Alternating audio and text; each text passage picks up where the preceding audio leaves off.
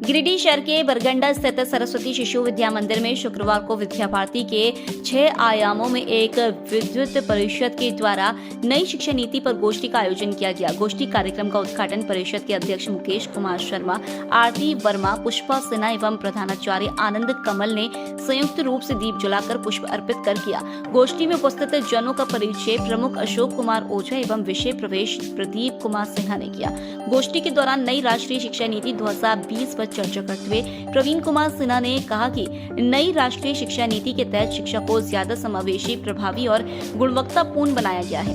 वहीं आरती वर्मा ने कहा कि नई राष्ट्रीय शिक्षा नीति में सिर्फ पढ़ाई के जरिए ज्ञान हासिल करना नहीं है, बल्कि कला, संगीत, कौशल विकास और नैतिक शिक्षा को व्यापक बनाने पर जोर दिया गया है। पुष्पा सिन्हा ने कहा, राष्ट्रीय शिक्षा नीति आत्मनिर्भर भारत बनाने की पहल है।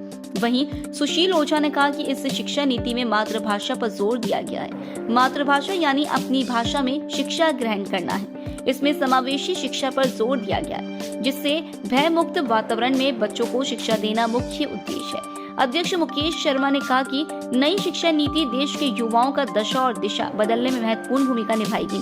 गोष्ठी में समिति उपाध्यक्ष सतीश्वर प्रसाद सिन्हा, डॉक्टर शशि भूषण प्रसाद, जयनंदन सिंह, अजीत मिश्रा, हरिशंकर तिवारी, राजेंद्र लाल बरनवाल, शुभेंदु चंदन आदि उपस्थित थे। अब अंधकार से डरना क्या, आओ सूरज बन जाते हैं, आओ मित्रों हम मिलजुल कर एक झिलमिल दीप जलाते हैं। दीप प्रज्वलित हो चुकी है। इस विद्वत जनों की टोली होगा आग्रह श्रीमान अजीत मिश्रा नहीं रहने के बाद चीजें गड़बड़ाएंगी।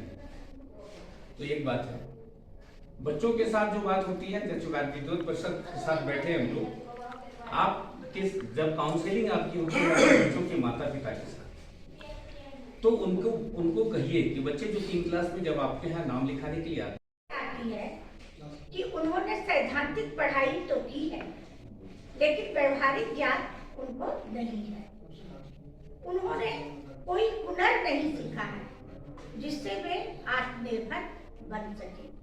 और नई शिक्षा नीति की सबसे बड़ी विशेषता ये है कि आपको केवल ज्ञान नहीं देगा, आपको इस लायक बनाएगा कि आप अपने जीवन का निर्वहन अपने आत्मविश्वास के साथ, स्वावलंबन के साथ कर सके। इतना व्यापक है, इतना विस्तृत है, यदि हम उसको पार्ट वाइज इम्प्लीमेंट करें, स्टेज वाइज इम्प्लीमेंट करें और जिस रूप में, जिस आशय से, जिस अभिप्राय से उसको बनाया गया है, उसको उसी रूप में यदि वो निश्चित रूप से ही सकारात्मक होंगे और लाभप्रद होंगे और हमारे जो प्रयास हैं वो तभी प्रयास हमारे सार्थक होंगे जब हम उसको उसी रूप में क्रियान्वित कर पाएंगे।